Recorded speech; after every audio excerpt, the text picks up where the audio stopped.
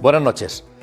Hasta hace poco, lo de la inteligencia artificial parecía una fantasía de los técnicos, propia de un horizonte lejano. Pero ese futuro ya habita entre nosotros. Está en la palma de nuestra mano, integrada en los dispositivos que nos acompañan desde que despertamos, transformando la medicina, optimizando la economía y facilitando el aprendizaje. Sin embargo, surgen interrogantes que tocan la fibra de la dignidad humana. No hablamos solo de lo comprensible de la incertidumbre laboral, sino de un desafío ético sin precedentes, porque la imagen y el dato pueden ser manipulados a voluntad, porque se pone en riesgo la intimidad de los más vulnerables frente a un algoritmo que parece conocernos mejor que nosotros mismos. El Observatorio Español de Estudios Demoscópicos de la UCAM ha radiografiado cómo percibimos esta tecnología aquí, en la región de Murcia, que usamos a diario incluso sin ser conscientes de ello. Para que la inteligencia artificial sea una herramienta al servicio del bien común y no una amenaza, es preciso información y formación, porque la técnica sin conciencia corre el riesgo de deshumanizarnos. Bienvenidos.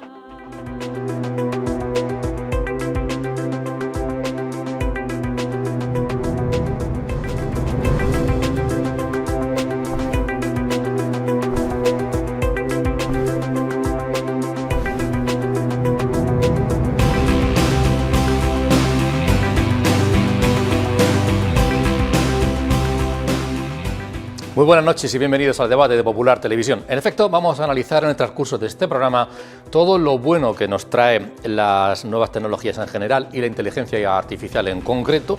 Lo vamos a hacer con tres expertos, pero antes todo lo bueno que nos trae y también los riesgos que conlleva.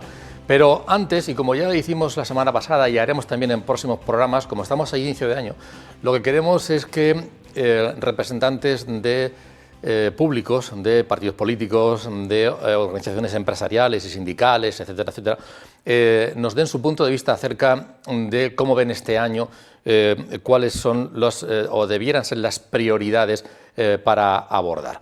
Y vamos a conocer algunas de ellas, algunas de estas opiniones.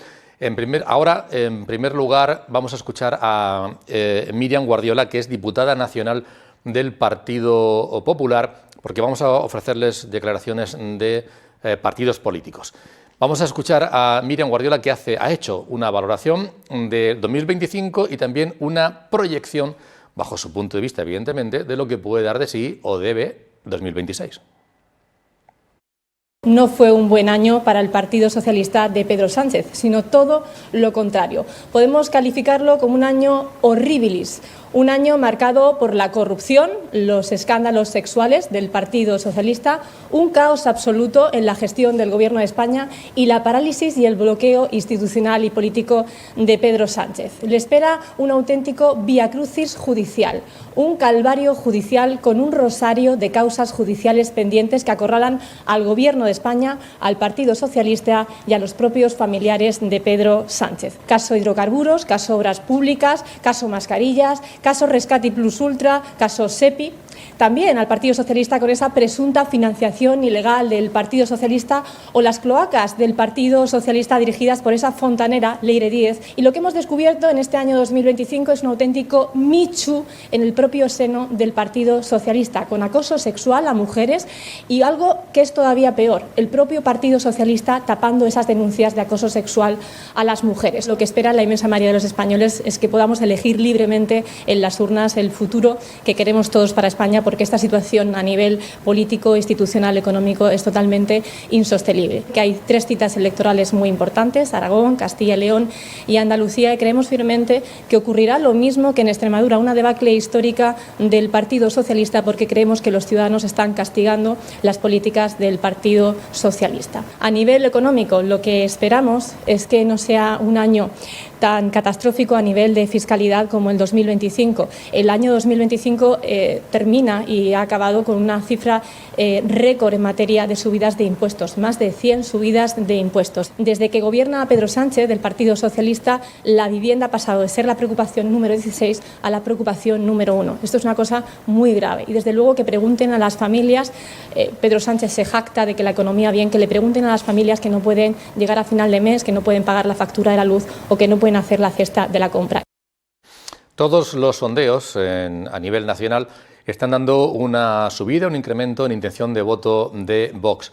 ¿En qué va a centrar su atención este partido aquí en la región de Murcia, pero también posiblemente a nivel nacional? Nos lo da a conocer su presidente regional, José Ángel Antelo. La previsión es para 2026 en el ámbito político, desde Vox, pues lo tenemos muy claro, ¿no? Que la lucha contra la inmigración ilegal, contra las mafias que se están lucrando con el sufrimiento de mucha gente, especialmente en los barrios más humildes, en los barrios castizos de la región de Murcia, que están sufriendo en primera persona la inseguridad y que lo hemos visto en diferentes medios de comunicación y también en el ámbito nacional, donde algunos ya tildan al Bronx como el barrio del Carmen, lo cual es una auténtica aberración y nosotros queremos que todos los ciudadanos vivan donde vivan, puedan salir a la calle con tranquilidad, que vean paz en sus calles. Hay que recuperar la economía real de la gente en la región de Murcia. Estamos hablando de una región de las más pobres de España, una renta per cápita la más baja de España, con las pensiones más bajas de España y con unos datos del paro que son absolutamente irreales, ¿no? A día de hoy tenemos un problema grave con la vivienda, tenemos que liberar suelo, tenemos que bajar impuestos, tenemos que posponer ese pago de impuestos que tiene que hacer un joven, un no tan joven a la hora de comprar su vivienda en los próximos años. Esto es el esfuerzo que tiene que hacer la comunidad autónoma y si el Partido Popular quiere sacar una ley de vivienda que de verdad ayude a los ciudadanos, sabe que puede contar con nosotros. Y en el ámbito, lógicamente, social, pues tenemos que mejorar nuestros servicios públicos, ¿no? Ha llegado muchísima gente de muchos lugares, los hospitales nos han ampliado, los centros escolares, en algunos casos, por desgracia, siguen en barracones, sin climatización, pero los que sí que tienen climatización pues son los centros de Menas, ¿no? Algunos incluso se proyectaron hasta una piscina. En definitiva, hay que poner el dinero donde hay que ponerlo, que es en los españoles, en la prioridad de los españoles, las ayudas sociales con prioridad para los españoles, igual que la vivienda, y lógicamente los centros escolares tienen que estar a la altura. La perspectiva del Partido Socialista es bien distinta, además de una posición que a nivel nacional supone estar en la presidencia del Gobierno, ejercer el Gobierno, que a nivel regional supone estar en la oposición y que los centros de interés nos los apunta Carmina Fernández, que es su portavoz, la portavoz del Partido Socialista de la región de Murcia. Para 2026 las buenas noticias seguro que llegan del Gobierno de España y los problemas y la mala gestión llegarán del Gobierno regional, porque mientras el Gobierno de España avanza, López Miras sigue lastrando el futuro de la región de Murcia. En 2026 esperamos que las políticas progresistas del Gobierno de España pues sigan mejorando la vida de la gente de la región de Murcia. Y frente a eso, pues nos tememos que nos vamos a encontrar con los problemas estructurales que arrastra la región de Murcia desde hace muchos años, con una sanidad colapsada, con vivienda inaccesible, con dependencia abandonada. Y todo esto pues es la consecuencia de 30 años de gobierno del Partido Popular que, como digo, están lastrando la región de Murcia. Porque tenemos un gobierno, el de Fernando López Miras, que se conforma y que no tiene ambición para mejorar la región de Murcia. La mala gestión, la irresponsabilidad, la desidia y ahora la radicalidad, que están arrodillados ante Vox del gobierno regional, están lastrando a la región de Murcia y relegándola a los últimos puestos de todos los indicadores de bienestar entre todas las comunidades autónomas. Está claro que el Gobierno de España ha hecho una apuesta por la región de Murcia. Tenemos 2.200 millones de euros solo en el Ministerio de Fomento. Son 750.000 euros al día que se está invirtiendo en la región, en el corredor mediterráneo, en las conexiones ferroviarias, en el arco noroeste que están a punto de inaugurar. Y sin embargo vemos que el Gobierno regional pues no está invirtiendo nada, no ha hecho ni un solo kilómetro de carreteras. Esperamos que el Gobierno regional recapacite y que dedique la mayoría del presupuesto a mejorar la vida de la gente, a corregir desigualdades, a mejorar la situación de la sanidad y están dedicando la mayoría de los recursos a la sanidad privada, desmantelando la sanidad pública. Tendríamos que tener un presupuesto y esperamos que tengamos políticas para resolver los problemas de los centros escolares públicos y, sobre todo, el acceso a la vivienda, que es uno de los principales problemas que tiene la gente joven y que tienen las personas que menos cobran en esta región. Muchas gracias a Carmina, a José Ángel y a Miriam por esas reflexiones que nos han trasladado. La próxima semana seguiremos representantes de organizaciones de la patronal, sindicales, agrarias, irán pasando por aquí, recogiendo sus puntos de vista para compartirlos con todos ustedes. Ahora ya vamos a dar paso a la publicidad y a la vuelta hablaremos de inteligencia artificial. ¿La usan ustedes? Seguramente no. ¿No? ¿Tienen cerca un teléfono móvil? Pues no se lo pierdan. A la vuelta, hasta ahora.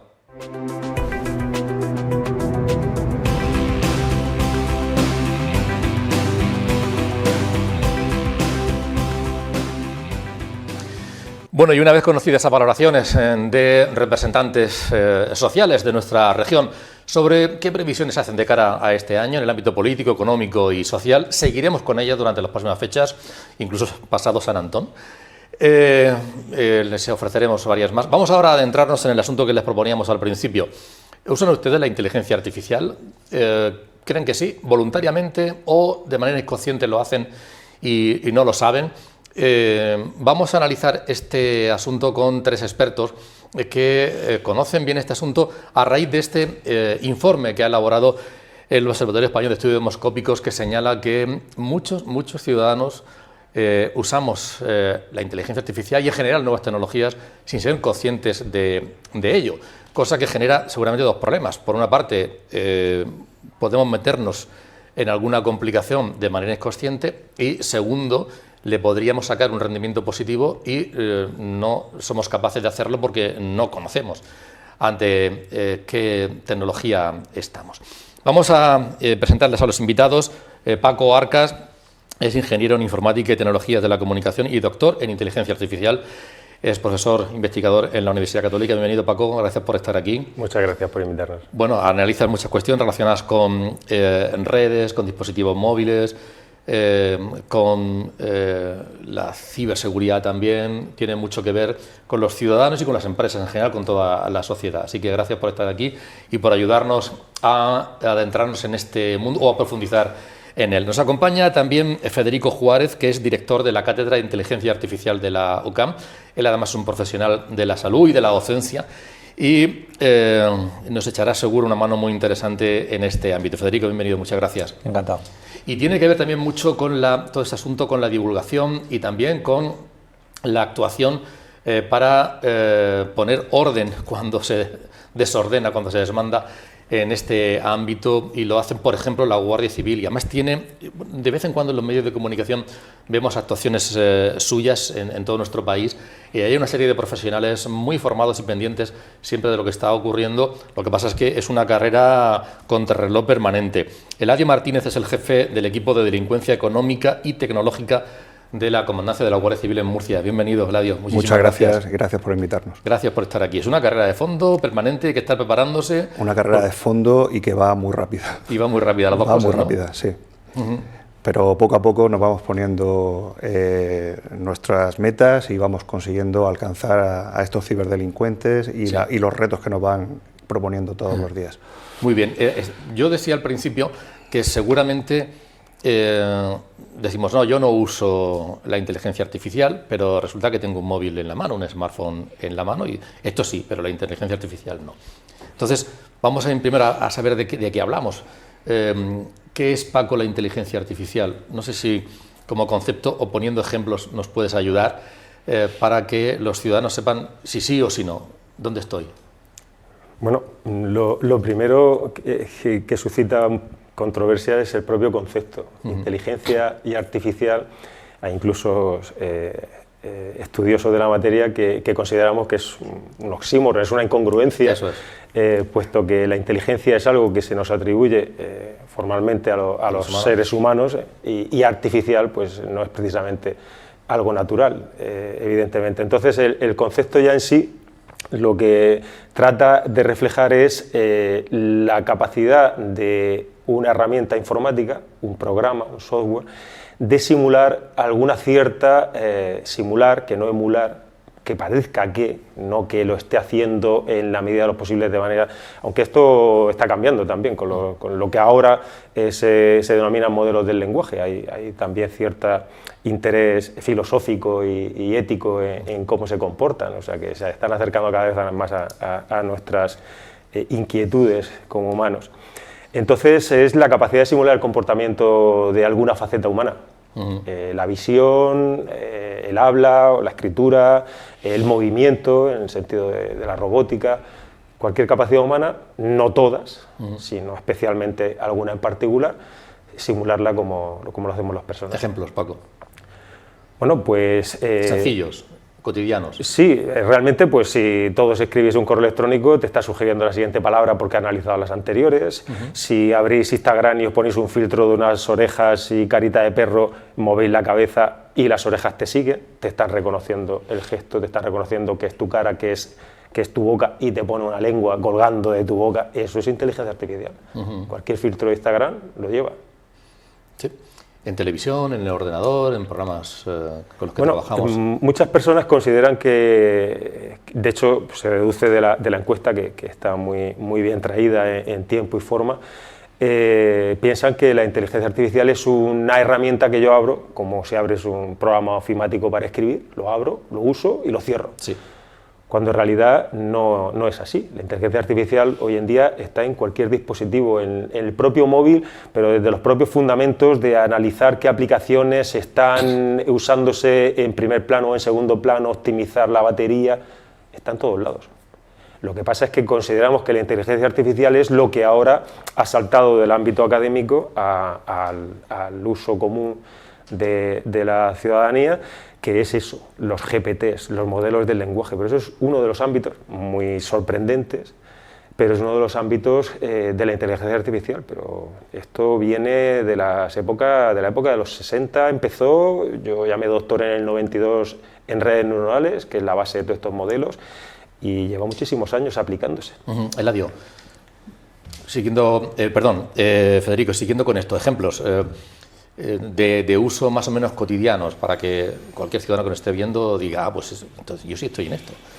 A ver, sí la uso. En el sector salud, sí, por ejemplo. De hecho, si vamos a estadísticas a nivel global, ¿no? el estudio del Harvard Business Review, ¿no? Revela que el mayor uso que hace la población de la IA es como terapeuta. Y para esa compañía, esa prevención de soledad no deseada, ¿no? Entonces, claro, esto tiene su riesgo también. Estamos ante un modelo que, como ha dicho en este caso Paco, ¿no? Vamos estamos humanizando algo que no es humano, tiene la capacidad de emular, tiene la capacidad de simular que tiene empatía, pero en realidad es un riesgo delegar ciertas cosas en un algoritmo, ¿no? Entonces, en el sector salud, el principal reto es concienciar a la población de que, bueno, pues que siempre tiene que haber un humano, bueno, siempre no, de momento sabemos que tiene que haber un humano pilotando, ¿no? Y que, bueno, pues determinadas, la IA de momento te dice respuestas plausibles, pero no siempre de respuestas verdaderas. Entonces, cuando estamos hablando de temas de salud, esto es algo que puede ser crítico, ¿no? Con respecto a definiciones de inteligencia artificial, a mí me gusta la de Mustafa Suleyman, ¿no? Que dice que es una nueva especie digital. Que tenemos, que quizás es una definición que transmite también una sensación de cierto inquietud, ¿no? Sí, cierta inquietud, ¿no? Pero bueno, es una especie de cerebro sintético más eficiente en muchas cuestiones incluso que el cerebro humano, ¿no? Pero bueno, estamos probablemente al inicio de un crecimiento exponencial que vamos a ver en los próximos años. En cualquier caso, en el móvil, cuando lo utilizamos, ya todos, ¿no? Porque prácticamente todos son smartphones y nos ponemos en contacto con alguien, buscamos información, hasta nos traduce a otros idiomas. Cuando vamos al banco y queremos hacer alguna operación desde el cajero, casi ya no hay que ir, porque desde el ordenador te dicen lo que hay que hacer. Muchas veces cuando se piden determinada información sanitaria, administrativa y demás, hay una señorita que te habla y que no es tal señorita, ¿no? Es decir, que está de manera muy extendida. Otra cosa es que las personas mayores seamos conscientes de qué hay ahí, ¿no? Cada vez va a ser más difícil diferenciar recordamos el test de Turing, ¿no? De hecho, habría que redefinir qué es el test de Turing, cuando no somos capaces de diferenciar si quien tenemos delante es una máquina o es un humano, ¿no? Entonces, esa capacidad que tiene la IA para dar esa sensación de que realmente es un humano, estamos viendo que esos deepfakes, ¿no?, de los que seguramente luego hablaremos, es un altísimo riesgo, y cada vez tenemos que poner más en duda lo que estamos viendo, sobre todo si lo estamos viendo a través de una pantalla. Eso te iba a decir, es posible, porque todavía puede costar a la gente entenderlo, pero la gente ve la televisión. Es posible que en la televisión veamos anuncios de los que vemos habitualmente. Ya los hay. Que el señor que sale no sea tal señor, o que el sitio donde está ubicado y por el que está paseándose no sea tal sitio porque es otro, que es una fantasía, una recreación, pero que parezca absolutamente humano y real. ¿Eso está pasando ya? Sí, de hecho hay un documental que se llama El fin de la realidad, Control Z, que ya pronosticaba que esto iba a pasar y que cada vez iba a ser más difícil, ¿no? Y de hecho a muchos actores ahora lo que les están haciendo son contratos de sus derechos digitales, de su versión digital, para que determinadas tomas directamente las pueda hacer la IA y no ellos físicamente o presencialmente. Bueno, Antonio, no solo eso, sino que esta Navidad, una época especialmente interesante para observar los anuncios. Esta Navidad muchísimos anuncios y de grandes compañías están íntegramente hechos por IA expresamente mal, expresamente que se note, porque es una tendencia, es una moda y el cerebro dice, ¿qué ha pasado aquí? Esto está hecho por IA, lo he pillado. Y al final lo que consiguen es captar la atención, que es lo que necesita un anuncio, captar la atención del que lo está viendo, y efectivamente lo están haciendo, y en muchos casos se podría hacer mejor y no lo hacen. Radio abre ahí un mundo enorme que también se percibe desde profesionales, en este caso del mundo de la seguridad, pero chocáis seguramente con, oye, pero lo sabe la gente, conoce la gente, lo bueno y lo malo, las posibilidades positivas y los riesgos que se asumen. Desde luego, para nosotros esto ha sido un cambio radical a la hora de investigar y a la hora de que salgan esto es una herramienta para una serie de tipologías delictivas que antiguamente eran más sencillas de investigar y que ahora con las nuevas tecnologías y con la inteligencia artificial han dado un salto exponencial y digamos que nos han complicado la vida a las fuerzas y cuerpos de seguridad a la hora de poder investigar y de llegar a los autores de ciertos delitos. Sí, seguramente por dos cuestiones. Una, porque tecnológicamente es avanzado y hay que estar al tanto. Luego también por determinar lo que es cierto de lo que no. Y luego porque el autor puede estar en cualquier lugar del mundo. Efectivamente, ya no es solo determinar si esto es un delito, si esto no es un delito, quién lo ha cometido, sino luego el mundo global en el que vivimos nos ha llevado a que al final nos encontremos que una persona que siente que ha sido estafada en Murcia lo ha sido por un grupo que está alojado en Rusia, en China, en Estados Unidos. Entonces a nosotros nos crea muchísimas complicaciones a la hora de poder investigar y de tener colaboración de esos sitios y de esos países. Vamos con esas cosas más llamativas, Federico. ¿Qué cosas? Porque podemos decir, oye, pues entonces nos apartamos de esto y no lo usamos. Eso ya no es posible. Vamos a decir que eso ya no es posible. ¿Qué cosas positivas nos trae la IA en el mundo de la salud, en el mundo de la formación, de la enseñanza, en cualquier ámbito que considere? Son probablemente las dos grandes áreas, dos disciplinas donde más impacto positivo puede tener la IA, en el sector salud y en el sector educación. En educación, detectando pues cuáles son esos puntos débiles y pudiendo incluso personalizar itinerarios formativos para estudiantes, Es decir, es una herramienta del profesor. Antes comentábamos que hay cierta contradicción en el propio término de inteligencia artificial. A lo mejor es más correcto llamarlo inteligencia aumentada. Es decir, algo en lo que nos podemos apoyar para ser más eficientes. Y un profesor pues se puede, digamos, generar para una clase de 30 alumnos como 30 asistentes para cada alumno, ¿no? Ejemplos en el mundo de la salud o de la educación. En el mundo de la salud, fíjate, te voy a poner un caso de una formación que hicimos hace pocas semanas. Nos decía el director de un hospital que una de las dificultades que tenía era que hablaba con sus informáticos y que no le habían generado una cosa que él necesitaba, que era un sistema de alertas para que cuando un parámetro en una analítica saliera alterado, el sistema le avisase y que además le ayudase a hacer como ese primer informe sobre cuál era la sospecha del problema que podía tener esa persona. Y esto hoy en día, utilizando lenguaje natural, se puede programar y de hecho logramos hacerlo en unos 20 minutos. Entonces, es clave saber identificar cuáles son esos problemas para que con la ayuda de los expertos en la parte de esa arquitectura de esos modelos, diseñar de una manera muy rápida soluciones a problemas que antes nos llevaban meses o incluso años. Entonces, ese es un buen ejemplo. Hay otros asistentes que lo que hacen es trabajar la parte predictiva. Es decir, tienen una cantidad de datos que pueden predecir que una persona, por ejemplo, sabiendo con una imagen de su fondo de ojo, de su retina, podemos decir si va a desarrollar una enfermedad dentro de 5 años, por ejemplo. Entonces, supone un avance y una ayuda al diagnóstico. Son herramientas que ya se están integrando en los sistemas de salud y que permiten, por ejemplo, pues eso, detección de enfermedades raras, detección temprana de muchas enfermedades, y muchas de las veces son cosas a donde el humano no llega ni va a llegar, ¿no? Hace poco el Papa León XIV decía que, porque además la Iglesia está abordando mucho este tema, que hay que humanizar las nuevas tecnologías en general y que no debe aumentar las brechas. Y en el sentido precisamente de no aumentar las brechas, estoy pensando de que en un país del tercer mundo, alguien que tenga una enfermedad, desde aquí, por ejemplo, desde un país occidental avanzado, se puede estar ayudando a que se lleve a cabo una intervención quirúrgica también, ¿no? Totalmente, y ya de hecho ya se han dado las primeras, no en humanos, pero primeras intervenciones quirúrgicas hechas totalmente por IA en animales. La parte ahí, la robótica quirúrgica está avanzando a pasos agigantados, igual que lo está haciendo la robótica asistencial y la robótica social, ¿no?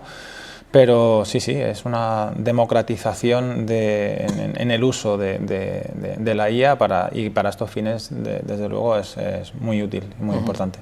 En el ámbito de la seguridad también hay avances para trabajar de manera positiva en este. Claro, muchísimos.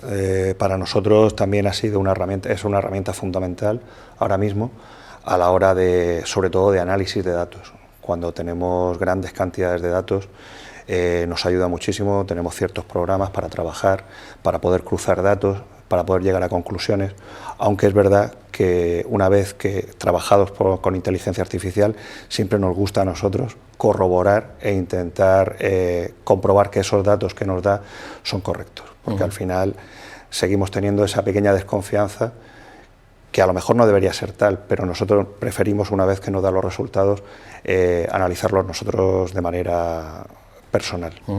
Bueno, hablamos esa es una labor importantísima, documentos larguísimos, claro, con muchísimos datos, en pocos minutos poder sacar conclusiones. Claro, son investigaciones que de otra forma serían prácticamente imposibles de llevar, o que nos llevarían tanto tiempo a realizar que sería prácticamente inasumible para unos procedimientos judiciales, para unos periodos de tiempo, que al final tenemos que dar una respuesta tasada en el tiempo, y nos ayuda muchísimo a la hora de poder analizar toda esa información. Y no solo software, a veces con aparatos, con equipos a los que se le coloca, porque hablamos de nuevas tecnologías también en general. Claro. Hace poco veíamos algo muy llamativo aquí en Murcia, con drones, ¿no? La localización de un delincuente que era muy buscado y que se le pudo localizar por medio de la huerta y detener y demás, es decir que... Localización de delincuentes, nos ha pasado también en algún caso localización de algún cadáver que andaba desaparecido, de alguna persona desaparecida. O sea que lo utilizamos bastante, y el caso de las nuevas tecnologías para nosotros es que es fundamental a la hora de la investigación. tanto por repetidores de telefonía como por análisis de teléfonos. Actualmente es que prácticamente la gente lleva su vida en un terminal móvil. Sí. Entonces, a la hora de investigar nos supone una puerta de información tremenda. Uh-huh. Los relojes, también la localización para personas, incluso personas mayores que Sí. pueden en un momento determinado perder la conciencia, perderse, no saber dónde están, senderistas y demás, y esas tecnologías ayudan también a su localización, ¿no? Claro, al final lo que nos ha dado es una conectividad tremenda. Sí. Entonces la gente puede tener la opción de estar localizada y de tener esa ayuda inmediata en el caso de tener algún problema. Con la gente mayor pasa mucho, están los botones estos de SOS que llevan ahora y relojes inteligentes, pulseras, que les permiten comunicarse con familiares, con algún centro de salud, y les es fundamental a la hora de sentirse ellos más seguros. Uh-huh. Hace poco me decía una persona que lleva instalado en el corazón un stent y que se notó un poco raro un día y lo llaman y le dicen, oye, has tenido, porque se ha activado y lo hemos detectado, lo que estoy contando mal, cuéntanoslo bien. A ver, yo creo que... Me has entendido, ¿verdad? Sí, perfectamente. Hay una cantidad de información que transmiten estos dispositivos wearables, ¿no? Sí. Que no solamente hablamos eso de pulseras, sino que hay un montón de dispositivos que dan mucha información, ¿no? Sí. De hecho, ya hay dispositivos, Neuralink, por ejemplo, la empresa de Elon Musk está investigando con chips que ya no se llevan, sino que tú los llevas dentro, ¿no? Sí. Entonces... creo que aquí hay una cosa muy importante de la que hay que hablar y es que cada uno analice cuál es su nivel de tolerancia a la exposición de sus datos. Ajá. Porque todos esos datos que los estamos compartiendo, realmente, bueno, la información más valiosa que tenemos es la información sobre nuestra salud. Sí. En el mercado negro, un historial médico puede alcanzar un valor de 1.500 euros, 2.000 euros, ¿no? Ajá. Entonces, si uno cede esos datos, evidentemente es con un propósito, ¿no? Yo cedo mis datos a Apple, por ejemplo, a esta empresa, porque sé que me avisa si hay algo, si hay un problema cardíaco. El otro día me avisó de que había una asimetría en la marcha. Dice, tienes una asimetría en la marcha en la pierna izquierda de más del 2,5%, ¿no? Y es verdad que tenía un pequeño dolor en la cadera. Entonces, ese tipo de cosas, a lo que la gente a lo mejor no está muy habituada, ¿no? O solamente los que somos muy frikis de la tecnología estamos más familiarizados, pues creo que va a ser una tendencia. La FDA ha aprobado más dispositivos de IA en salud en el último año que en toda su historia de 35 años anteriores. Entonces vamos hacia hacia un concepto, ¿no? de monitorización o de smart homes y de todos estos dispositivos que van a tener una cantidad de información sobre nosotros increíble y que bien manejada nos puede ayudar en determinadas situaciones. Paco, para acabar con este recorrido aplicado a la educación, a la enseñanza, que tú eres profesional de este ámbito, o a cualquier otro ciudadano que esté en casa, en su domicilio, viendo la televisión, ¿qué otros usos positivos son? Bueno, como arroja el informe de OED, los jóvenes son los que más declaran que utilizan la tecnología, o al menos la versión de la tecnología que es entro a usar esto. Sí. Y evidentemente los jóvenes, pues la mayoría de los casos no tienen un puesto de trabajo, tienen unos estudios. Sí. Así que podemos concluir que la mayoría de los estudiantes utilizan la inteligencia artificial, quiera o no el docente. Entonces, evidentemente no es algo negativo. Es ni bueno ni malo, como se suele decir, simplemente es. De hecho, pues también doy una asignatura en el máster del profesorado de la universidad y precisamente es la asignatura en la que utilizamos este tipo de tecnologías para que los docentes sepan utilizarlas en su futuro profesional.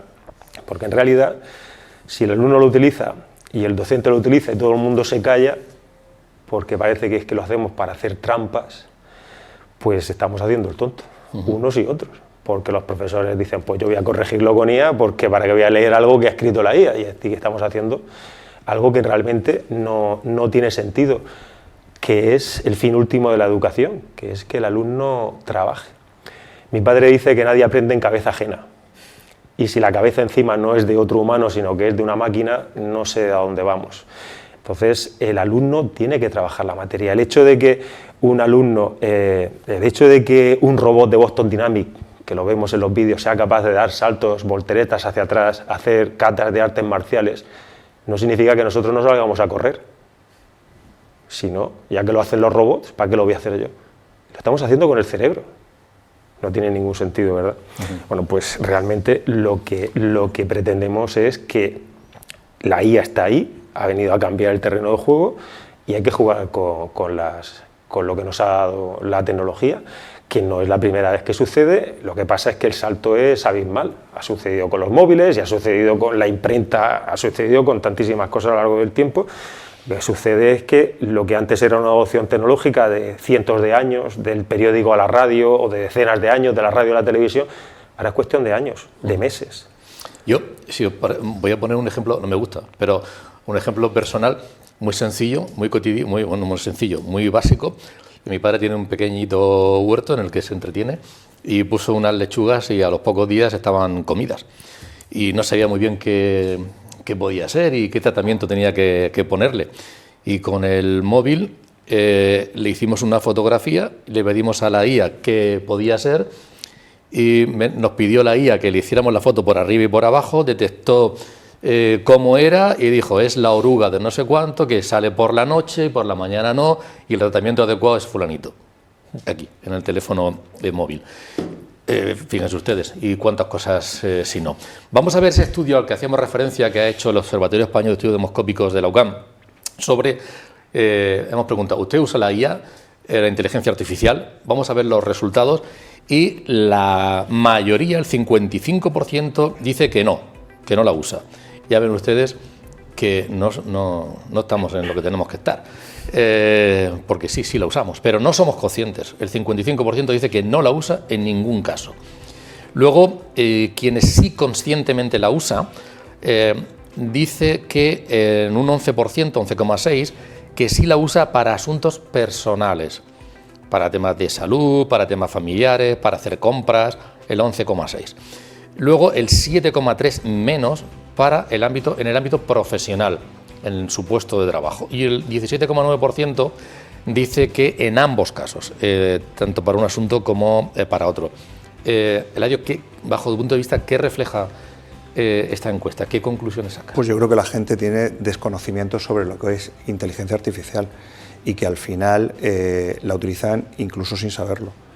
Cuando dicen que solo la utilizan para asuntos profesionales, no son conscientes de que probablemente la utilicen también en su día a día como personas independientes sin ningún tipo de conocimiento. Y esto es peligroso. Sí. Es peligroso precisamente por esa falta de conocimiento en que se está utilizando una herramienta. Entonces, pues bueno, la gente tiene que ser consciente de que esto ha venido para quedarse y que esto es algo que tenemos que formarnos, que tenemos que educarnos y que tenemos que vivir con ello. Porque al final es que, además hay una cosa muy interesante también en el estudio, que habla por los rangos de edad, sí, vamos que imagino que luego lo veremos. Sí, vamos a verlo, si te parece, y doy paso a tu comentario, porque por franjas de edad, los jóvenes entre 18 y 30 años dicen que no la usan en ningún caso en el 30%. La mayoría sí, el 70% dice que sí la usa.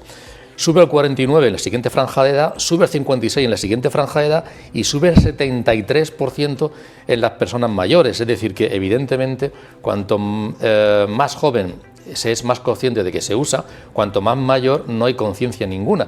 Es una línea además permanente que es clarísima, ¿no? Efectivamente, prácticamente en todas las preguntas que se hacen, esa línea va siendo siempre ascendente, sí, y pasa desde el conocimiento de su uso cuando la persona está en el rango entre 18 y 30 años, pero no por otra cosa, sino porque yo creo que realmente la gente que está en este rango de edad es consciente porque vive en el mundo que actualmente esto no deja de ser una herramienta más para ellos y es accesible para ellos y la utilizan. La gente, conforme va aumentando ese rango hasta llegar a la gente que creo que era el rango de más de 65 años, sí, claro, evidentemente a esta gente le cuesta mucho reconocer si la utiliza y cuándo la utiliza. Sería muy interesante ver también qué ocurre con los menores de 18. ¿Sí? Porque, como decía Paco antes, nosotros lo que vemos en los estudiantes es que es muy raro el estudiante que no está utilizando ya la IA. Pero claro, no la están utilizando a lo mejor de manera apropiada, no para hacer una reflexión crítica, no para comparar resultados. Y entonces ahí Y en la línea de lo que decía Paco también, creo que el riesgo está en que en medicina se dice que todo órgano que no se utiliza se atrofia, incluido el cerebro. Sí. Entonces estamos delegando capacidades cognitivas en algo que me hace los deberes, que me hace el trabajo, que me hace sin que haya esa reflexión, sin que haya un humano que revise esos resultados, ¿no? Entonces, bueno, la lectura es que es cierto que los mayores declaran no tener esa percepción de que lo están usando, pero a mí me llama mucho la atención que a medida que se van cumpliendo años hay mayor percepción del riesgo de la IA. Entonces existe esa correlación, ¿no? Entre, vale, soy mayor, la uso menos, pero le tengo más respeto, le tengo más miedo en este caso, ¿no? Y eso, ¿quién hay que centrarse? ¿En los mayores o en los jóvenes? ¿Los mayores no deberían tener ese miedo o los jóvenes no son inconscientes? Yo creo que la sabiduría aquí es un grado y que la experiencia de los mayores deberíamos tomar nota de lo que están viendo, por lo menos tener esa, como decíamos, esa capacidad crítica que muchas veces los jóvenes no saben. La percepción del riesgo. No hay percepción del riesgo y están compartiendo muchos datos personales, datos íntimos con IAs y no se sabe dónde van esos datos ni cómo pueden llegar incluso a manipular, a extorsionar a los jóvenes. Y de ahí también la parte que seguramente tocaremos, ¿no? del miedo, ¿no? que se recibe, ¿no? ¿Qué te dices? De algún modo eso va en la naturaleza humana. No conduce igual una persona mayor por reflejos y por aprecio a la vida o responsabilidad, por distintas razones, que un chaval joven. Es normal que todos hemos sido jóvenes y hemos sido más inconscientes de lo que somos ahora. Es típico decir que me gustaría tener 20 años con lo que sé ahora. Evidentemente no es posible y forma parte de la naturaleza, pero no solo del uso de la IA o de los móviles o de cualquier tecnología que haya surgido. Es algo normal y tampoco podemos criticarlo porque es algo que es así intrínsecamente, no a la IA, sino a la naturaleza humana. Tal vez lo que haya que hacer, Paco, es un poco lo que pretendemos colaborar con este programa, es la divulgación y la formación a la gente más joven para que tenga conciencia de los riesgos y a la gente más mayor pues para que lo pueda usar y obtener los beneficios que aporta, ¿no? Las tecnologías y más ahora la inteligencia artificial se ha convertido en un catalizador, que no es una estufa, es un proceso químico por el que cuando añades algo en este caso a la propia tecnología, multiplica todo lo que hay alrededor. Está multiplicando las capacidades de descubrimiento de nuevos fármacos en salud, estamos muy cerca de la conducción autónoma, algo que pensábamos que no va a suceder. Los coches van a conducir solos y cuando no conduzca ningún humano, será para transportarnos, evidentemente, pero cuando no conduzca ningún humano es cuando mejor funcionará. Cuando funcionarán mal es cuando haya coches autónomos mezclados con humanos. Entonces, la conducción autónoma, en el año 2026, China la ha dado como las baterías sólidas y la conducción autónoma como dos pilares para inyectar dinero en su industria de vehículos. Son los dos pilares. Si vienes con un proyecto que no sea de eso, te lo pagas tú. Entonces, vamos a conducir, pero en 0, vamos a hacer viajes sin conducir, pero en absoluto, no con las manos como tenemos ahora, sin conducir. Simplemente estando sentados. Y eso, evidentemente, pues, es algo que lo ha multiplicado, lo ha conseguido la inteligencia artificial, y no la inteligencia artificial en sí, la combinación que se ha dado que llevamos desde que empezó Internet digitalizando cosas. Tenemos coches ya desde hace más de 10 años que todo lo que se produce en el coche, y no lo sabemos, se está quedando registrado en las grandes marcas. Todos los coches que tienen el botón de SOS, que ya hace tiempo que son obligados y demás, la marca de tu coche sabe la presión de tus neumáticos, sabe la velocidad que llevas constantemente, lo están registrando todo, absolutamente todo.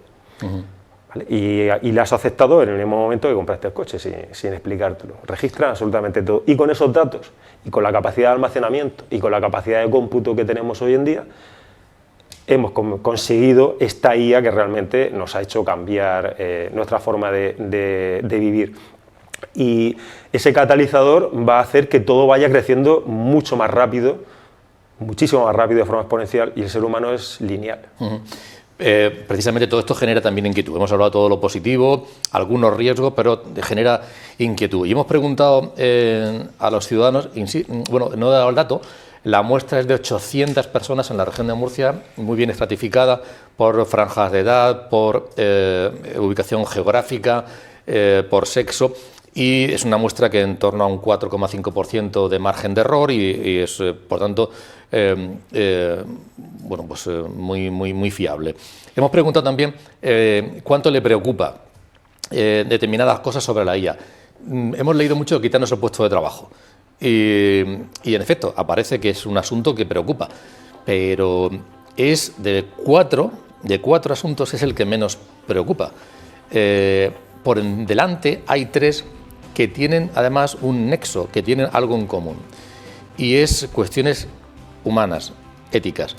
Lo que más preocupa es que pueda ser peligroso para los menores. También que pueda haber intromisión, producirse intromisión en la intimidad y obtener información personal. Y luego que controle nuestra voluntad, sin saberlo. Y esto además lo opinan en toda la franja de edad, todas las personas. Igual ocurre. Va creciendo conforme se aumenta la edad, pero esa preocupación por cuestiones de la intimidad, ahora las desglosaremos, es algo bastante común. ¿Hay motivos para ello, Eladio? Hay motivos porque aparte son los casos que son más mediáticos, digamos, son los casos que más nos tocan la fibra. Cuando salen en prensa, problemas que haya de intimidad con menores, pues son temas que tocan la fibra y son muy sensibles. Entonces la gente se asusta y es normal. Pero es curioso la línea ascendente que dices por temas de edad. Cómo es la gente mayor, que era la que más se preocupaba por la adopción de la IA y por la utilización de la IA, la que ve el peligro en los jóvenes. Sí. Precisamente se preocupan por los jóvenes. Quizás los jóvenes son los que menos están preocupados de sí mismos. Sí. Por eso, y además eso se ve con todo, con las nuevas tecnologías, con las redes sociales y demás, se ve cómo se comparten datos alegremente sin ningún tipo de control. La gente tiene la necesidad de contar en vivo dónde se encuentra, qué está haciendo, y parece que si no lo cuenta en sus redes sociales, si no comparte esos datos, las cosas no están ocurriendo. Muchas veces se pierden lo que están viviendo por grabarlo y luego poder contarlo. Y es la sociedad que tenemos ahora mismo, y esto es un problema y crea esas preocupaciones que tiene la gente. Además estamos viendo tanto en asuntos positivos, algo bueno, enseguida la gente saca el móvil y pone a grabar, como también cuando hay igual, no sé, algún siniestro, que en vez de actuar, echar una mano o llamar a la policía, pues saca el móvil para grabar lo que está sucediendo. Si a alguien lo están agrediendo en la calle y en vez de ayudarlo se pone uno a grabarlo. Sí. Son cosas que ocurren, sí, efectivamente. ¿Hasta dónde llegaremos? Pues la verdad es que no lo sabemos, pero es verdad que esa preocupación existe en la sociedad y es verdad también, y nosotros lo sentimos así, que cuando el rango de edad va subiendo, esa preocupación va aumentando.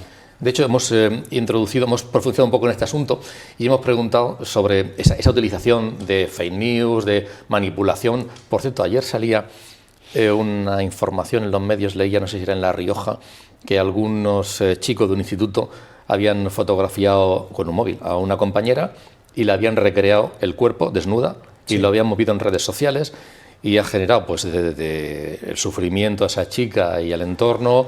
Ha habido actuación de las fuerzas de seguridad. ¿Es un caso aislado o no? Cada vez menos porque ya se han tenido varias noticias de estas y efectivamente en prensa solo salen los casos más, digamos, más mediáticos, que levantan más polvareda mediática. Pero son temas que nos encontramos habitualmente. Sí que es cierto que estos casos en concreto, cuando se trata de colegios, cuando se trata de este tipo de cosas, para nosotros es más fácil investigar, porque siempre se suele ser los responsables gente del entorno, y suelen ser cosas pues, bueno, de adolescentes, de niños, que desconocen que lo que están haciendo es un delito. Y es verdad que estas cosas son más fáciles de investigar, se puede llegar a quién son los que cometen estos actos, pero generan mucha inseguridad en la población y sobre todo este miedo del que estamos hablando y vemos que se refleja en la encuesta. Hemos preguntado en efecto por cuestiones concretas que pueden generar esa preocupación, a qué se debe, ¿no?, esa inquietud, y vamos a ver el resultado. Lo que más preocupa de todo es que se pueda utilizar las nuevas tecnologías en general, dispositivos móviles y la inteligencia artificial para acosar, humillar, extorsionar a personas, incluso para recrear imágenes manipuladas de menores, para bullying, grooming, doxing y demás. Luego, también se consulta mucha información sobre salud, pero puede obtenerse información que es falsa, que es interesada y que pueda arrojar resultados negativos.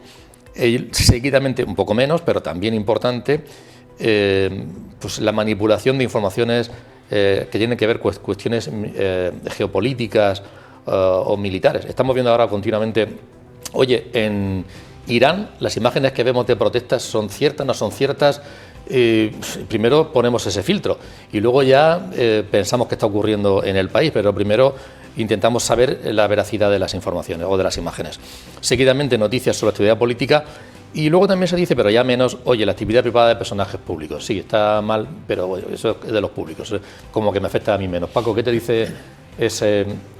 Bueno, pues realmente en esta gráfica y en la anterior, todos conocemos el término, el concepto nativo digital. Sí. Los chavales que han nacido con un móvil en la mano, cuando dan el follón mientras nos tomamos una cerveza le dejamos el móvil, sí, nos entretenemos, nos dejan tranquilos.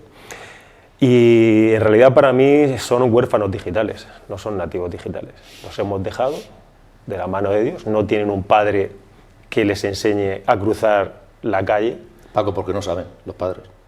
Saben más los chavales. Sí, en el sentido de la tecnología en sí, pero no en el sentido de vivir, de la vida, de lo que está bien, de lo que está mal. Hay fundamentos que los padres sí lo saben. No te tienes que centrar en cuestiones de qué estás haciendo esa aplicación que te hace, sino simplemente el hacer familia, el que el uso del dispositivo sea en un entorno controlado, que no sea un ordenador en una habitación en la que el chaval se encierra y se tira ahí toda la noche, sino que sea en el comedor o en una zona que sea compartida, que no haya secretos, que el móvil no tenga la posibilidad de estar bloqueado. Ya no es lo que... ¿Eso no es invadir la intimidad? De un hijo menor, estamos hablando de enseñar a tu hijo. Sí, es invadir la intimidad, limpiarle cuando se hace caca recién nacido. Espérate un momento, tu hijo lo estás educando, ¿no?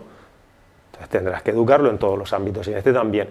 Y no tienes por qué saber de tecnología realmente. De hecho, lo que se utiliza la tecnología es para delegarlo. En cualquier caso, hablar de educación como el bálsamo que todo lo cura es muy general.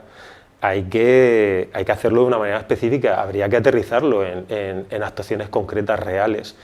En formación dentro del aula, en visitas como hacen las fuerzas del Estado a colegios, hacer algo real. No, bueno, esto con educación se arregla, claro. No, eso lo digo yo también de muchas cosas, pero no, luego hay que hacerlas, hay que hacerlo. ¿Qué te parecen? Mira, a mí hay una noticia que supimos hace pocas semanas de lo que había hecho el gobierno australiano para reducir el impacto negativo de las redes, ¿no? Que fue prohibirlo a menores de 16 años. Sí, y Francia lo va a prohibir a menores de 15 años. Lo ha prohibido ya. Entonces, lo que estamos viendo es que ya con las redes sociales teníamos un grave problema con todo lo que han mencionado, de los deepfakes, de estos desnudos, de los chantajes. Esta llamada generación ansiosa, ¿no? Se ha multiplicado por 2,5 las enfermedades mentales en menores en solamente una década. Y esto es antes de la IA. Entonces, yo estoy muy alineado con lo que dice Paco, ¿no? Creo que tendríamos que tener algo más de control sobre el uso de esos dispositivos, que hay una función muy importante de las familias, ¿no? en cómo se maneja, y que tenemos que dejar de usar los dispositivos móviles como si fueran un chupete, ¿no? A mí me alarmaba mucho el otro día cuando el señor Elon Musk presentó Baby Grok. Baby Grok, una IA para niños a partir de 6 años. Entonces yo dije que estaba totalmente en contra y que eso era un arma de manipulación masiva. O sea, no dejaría nunca a una hija mía con una IA siendo menor y sin control paterno. ¿Cuáles son los delitos o los riesgos a los que se expone cualquier ciudadano más habitualmente por la experiencia que tenéis.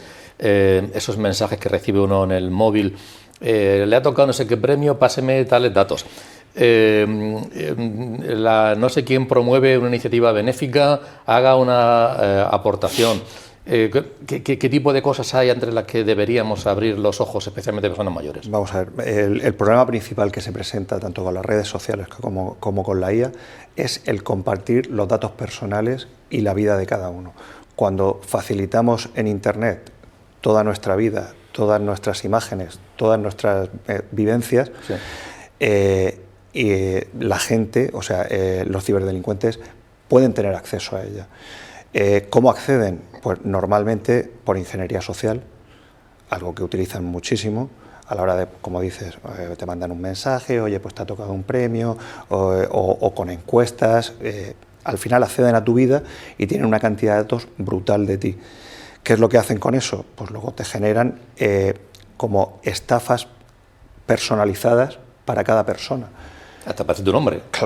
En algunas, claro, incluso te piden, se hacen pasar por una entidad bancaria, te hablan como si fueran tu entidad bancaria y tú al final picas. Y nosotros hemos visto casos sangrantes. Cuando todavía se funcionaba en las entidades bancarias con las tarjetas estas de claves, sí. Nosotros hemos visto a gente meter, no sé si eran 100 y pico cuadrículas que había que meter con todas las claves y recibir un mensaje de su supuesto banco y terminar metiendo las 100 y pico cuadrículas, la información completa. O sea, la gente desconoce los riesgos que hay y los ciberdelincuentes los aprovechan. Pero ¿y cómo lo sabemos? ¿Cómo hacemos? Sobre todo hay que intentar ser cauteloso a la hora de compartir nuestros datos. Intentar que las páginas en las que los compartamos o la información que compartamos sea a través de medios seguros. Intentar, cuando uno manda un DNI o manda algo con información personal, que sea a un receptor que pensemos que es seguro, por lo menos que lo pensemos, pero es que la gente lo manda alegremente a cualquiera, al primero que se lo pide, y pierde el control sobre toda su información personal. Con lo cual eso luego se puede utilizar y lo estamos viendo continuamente. Es decir, el progreso de los delitos en el ámbito ciber ha subido de forma exponencial en los últimos años. Ya no con la IA, que ahora veremos esta evolución de la IA, veremos cómo afecta a los delitos, sino con el tema de las redes sociales. El tema de las redes sociales y el de compartir la información personal sin poner ningún tipo de cortapisa. Y datos biométricos también, no solamente información personal, sino que estamos dando mucha información con la que luego se puede recrear nuestra imagen, por ejemplo, para desbloquear un dispositivo con el Face ID, ¿no? Y estoy muy de acuerdo con lo que decía Paco en el tema de la educación en casa. Es fundamental. Un padre no puede dejar que sus hijos estén, como dice, en su habitación con su portátil. Antes era con el portátil, sí. Pero es que ahora andan con el móvil todo el día.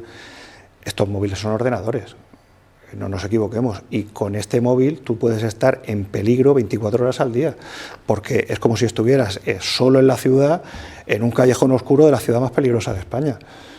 Al final tú tienes que tener esa familiaridad, esa confianza con tus hijos, es explicarles el por qué les pones cortapisas e intentar educarlos. Y esto tiene que ser en casa, tiene que ser en los centros educativos, que me consta porque llevamos jornadas de formación en los centros educativos, que los profesores lo están intentando inculcar. Y no podemos dejarlos de la mano y decir, bueno, es que es su intimidad. No, no es su intimidad. Tú eres mi hijo y tengo que intentar ayudarte a que no tengas estos problemas en el futuro. Bien, para terminar ya, que estamos fuera de tiempo, precisamente ahondando en esto, yo apuntaba al principio que seguramente abrir los ojos a toda esta realidad, que bueno, lo hemos intentado durante 3/4 de hora, yo creo que bastantes cosas las hemos ido descubriendo. ¿Algún consejo a, fundamentalmente, educadores y familias? ¿Qué le podemos decir? ¿Qué consejos sobre cómo, si dejarles dispositivos, en qué condiciones, qué señales de alerta puede haber ante alguna circunstancia que se esté produciendo anómala, a dónde acudir para formarse, para aprender o para advertir que algo raro ven?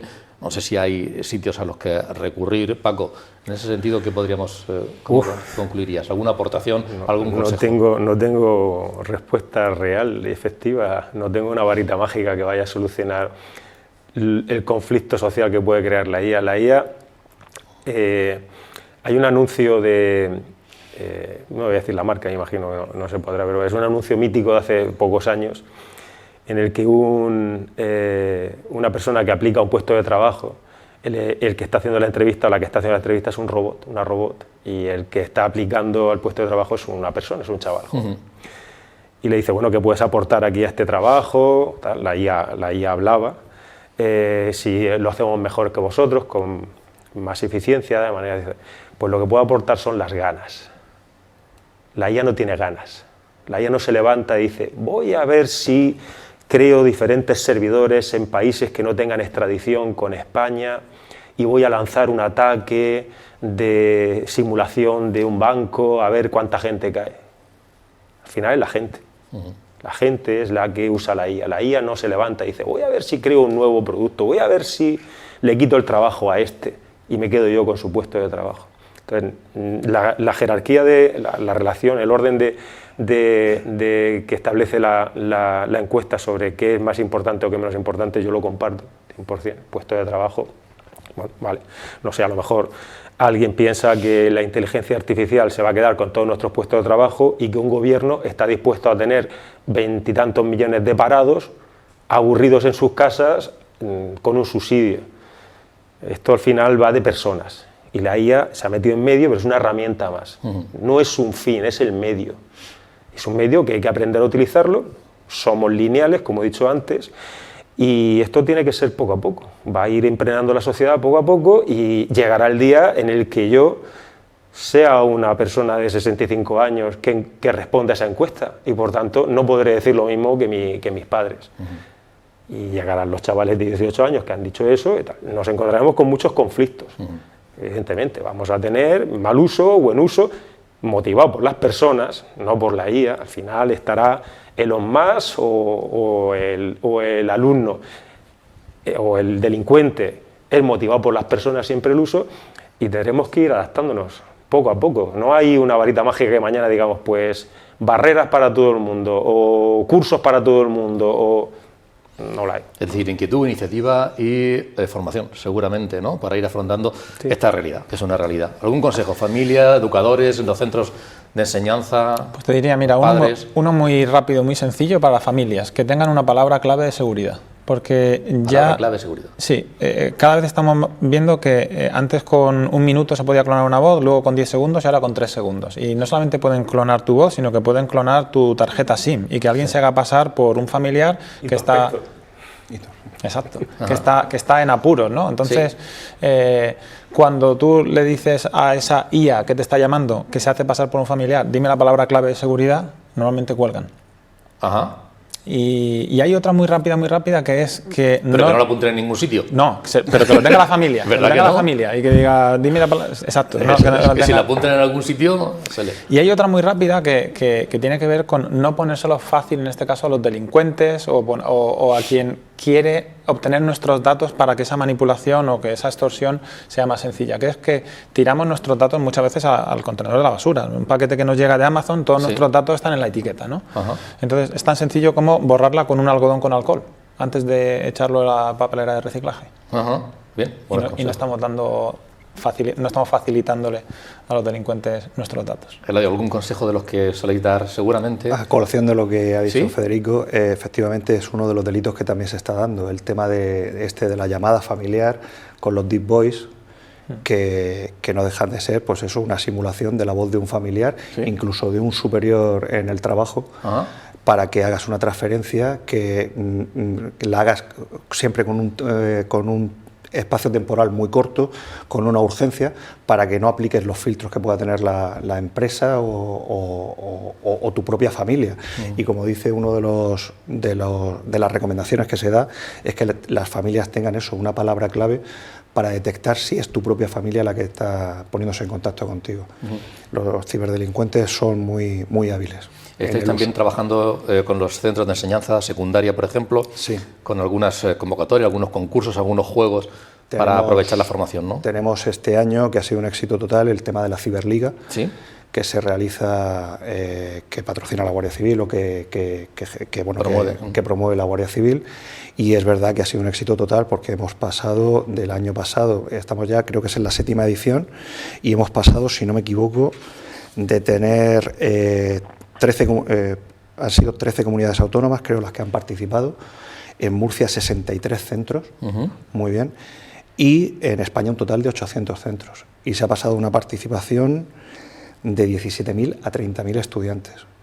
Estos se les están poniendo retos de seguridad, hay una fase clasificatoria, y a ver si así, jugando y compitiendo, la gente se le despierta el gusanillo de la ciberseguridad, sobre todo, que es lo que más se fomenta en esta Ciberliga. Y decir también que desde aquí, desde la Guardia Civil, lo que recomendamos es que cuando la gente tenga cualquier tipo de problema, cualquier tipo de sospecha de haber sido estafado, cualquier problema de índole personal, de haber compartido datos, de estar siendo víctima de un acoso, que lo denuncie cuanto antes. Y esos perfiles que se denuncien también, tanto en la red como luego que lo denuncien ante las fuerzas y cuerpos de seguridad, porque para nosotros es fundamental.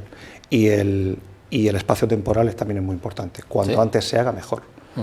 Porque nosotros ya los guiaremos a la hora de poner la denuncia, a la hora de facilitar los datos que necesitamos, y aunque no se puedan resolver todos los casos, evidentemente, nos estamos poniendo las pilas y es verdad que aquí, por lo menos en la Comandancia de Murcia, que es lo que yo conozco, tenemos un apoyo incondicional por parte de nuestros jefes, que son conscientes del peligro que despierta esto y de la preocupación que genera, evidentemente. Lo que pasa es que puede haber vergüenza a la hora de decir, oye, mira, me han estafado, pero es que yo he ido y le he dado mis datos.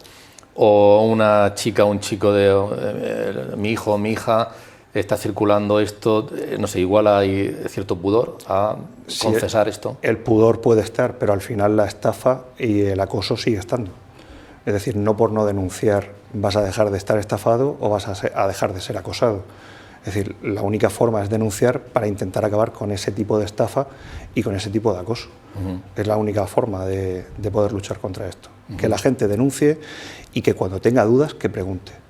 Nosotros estamos abiertos 24 horas al día, 365 días al año, y no tenemos problema en asesorar a la gente que nos llama y que pide información.